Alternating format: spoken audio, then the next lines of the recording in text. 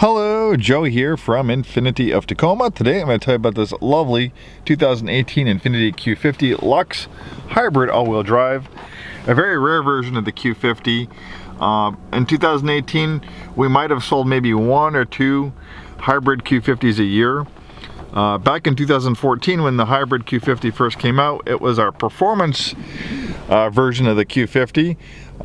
Surprisingly, it actually made more horsepower than the regular 3.7 liter V6 at the time, which was the V6 naturally aspirated engine, the only naturally aspirated engine you get in the Q50 in 2014 when it first came out.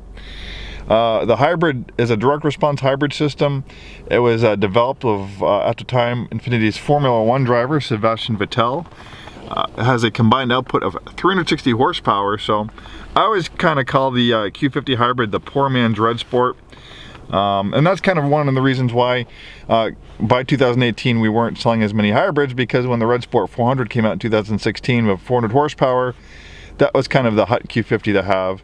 And for the premium you had to pay for the hybrid, people just didn't see it as much of a desirable vehicle as the Red Sport 400. But on the pre-owned market, these Q50 hybrids are a great value. We're able to pick them up at a good price, and really they're not that much money than a regular 3.0 all-wheel drive Q50 Lux with the similar equipment.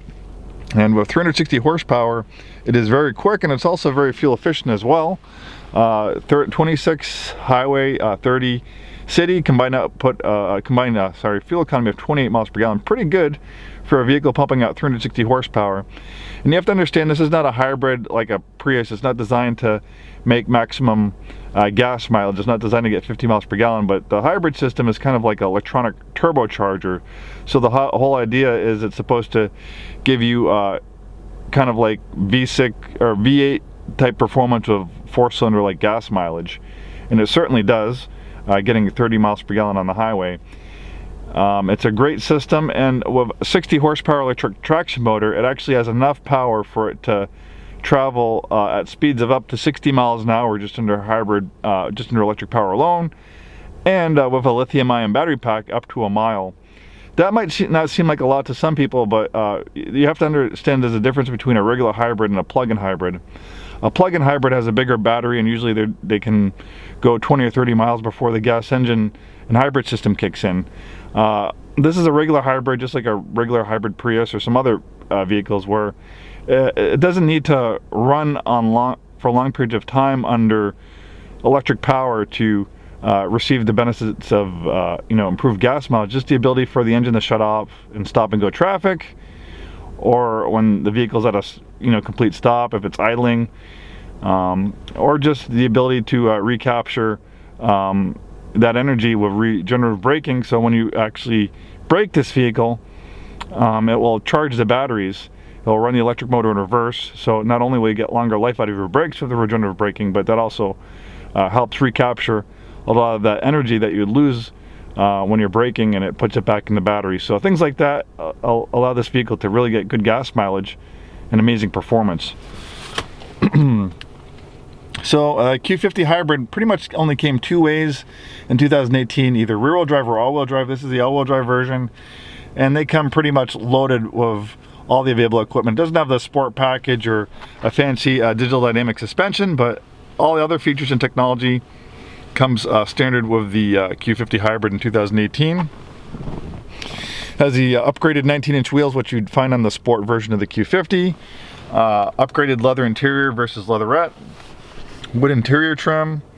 We have a drive mode selector, heated seats, heated steering wheel, power front seats, automatic dimming mirror of universal garage door opener, power adjustable steering wheel that tilts and telescopes, Bose studio surround sound system. You have an advanced climate control system that cleans and filters the air.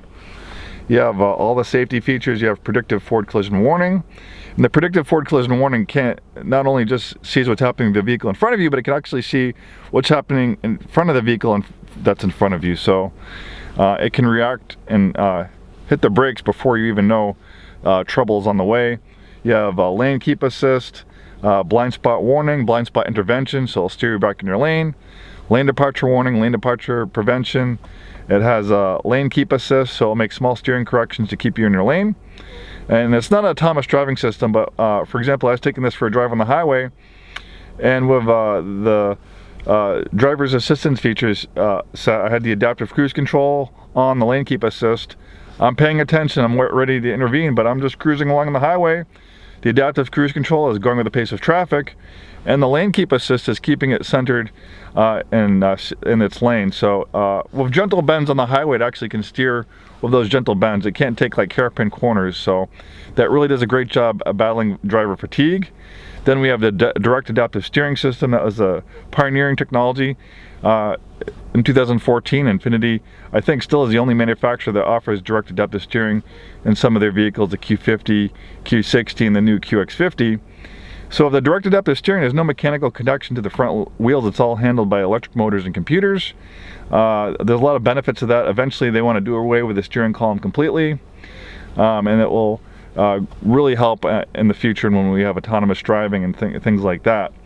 But how does it benefit you now? Well, you have a lot of control over the steering. You can program the steering like you can program a video controller. You can make the steering heavier and sharper like a sports car. You can make it a lighter, slower steering ratio like a luxury car. It also can react a lot faster. I mean, steering inputs are instantaneous, where with a regular mechanical steering rack, it can't respond as quickly as the direct adaptive steering system. It also can filter out unwanted feedback. If you hit a rut in the road or a pothole that would jerk the wheel, that will get filtered out, and it's going to only communicate the feedback that you want to feel. Also, if you've ever been blown around by crosswinds on the highway, the direct adaptive steering system can help cancel that out. We have a dual display system, another first for Infiniti. Infiniti loves to be pioneers in technology. The top screen is for navigation and a 360-degree parking camera. The bottom screen is a tablet-like interface for vehicle settings and apps. We have a drive mode selector that'll make changes to the steering, transmission shift points, traction stability control settings. You can also access the drive mode selector here. Actually, sorry, that's driver's assistance settings. There's a drive mode selector.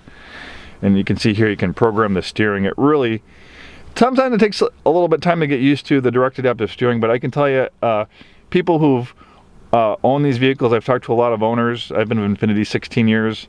At first they said, it felt a little bit different for me, but then after driving it for a while, they really come to like the direct adaptive steering. And the same for me, I really love it. I love the instantaneous input, and I am a sporty driver, so I love the way it feels in sport mode. It just feels like razor sharp steering. This one has 31,374 miles. We acquired this off lease directly from Infiniti Financial Services. It's a one owner clean Carfax vehicle. We do have a complimentary Carfax. Beautiful color combination in black on black. The Q50 is a compact sport luxury sedan built on a sports car platform.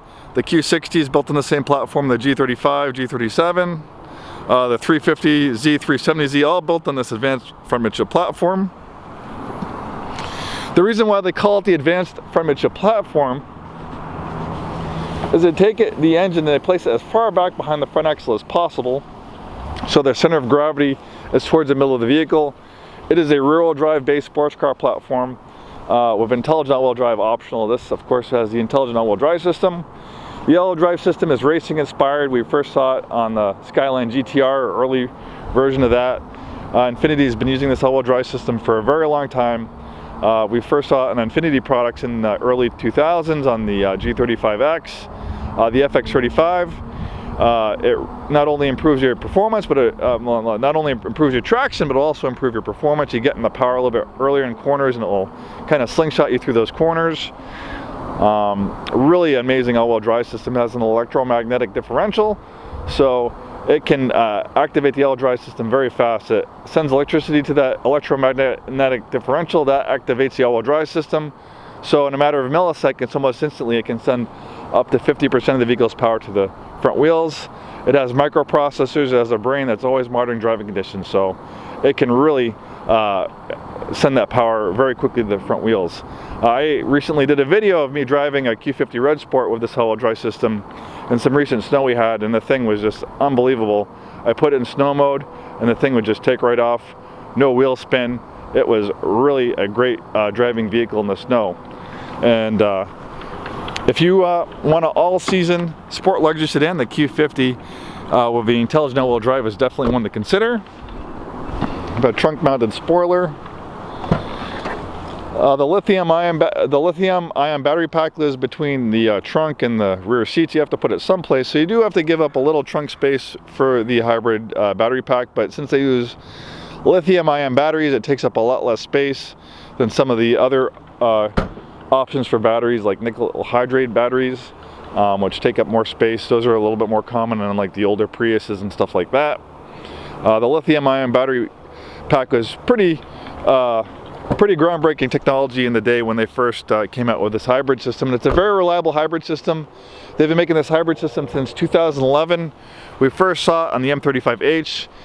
Talking to our Infiniti Master Tech, we've seen very few issues with this hybrid system, and it's still covered with a balance of an 8-year unlimited mileage warranty on the hybrid system and the battery, so you have a lot of peace of mind. And the hybrid system is hooked up to an amazing engine, the 3.5 liter V6. My 05 G35 has a variation of this engine. It's one of the best V6s ever made, and a lot of people were sad because they dropped the VQ engine in 2016, but the one way you can still have that amazing VQ engine is with the hybrid version of the Q50. It's a 300,000 mile motor. I've been with Infiniti 16 years and Nissan 2 years. I've seen many variations of these engines coming on trade-in for service with 200, 300,000 miles still running strong. So a great engine matched to a great hybrid system. You have adaptive xenon lights for outstanding nighttime visibility. One fantastic performance luxury sedan, great fuel efficiency, great performance, built and assembled in Japan. Thanks for watching this video. Hope to see you soon and have a wonderful day.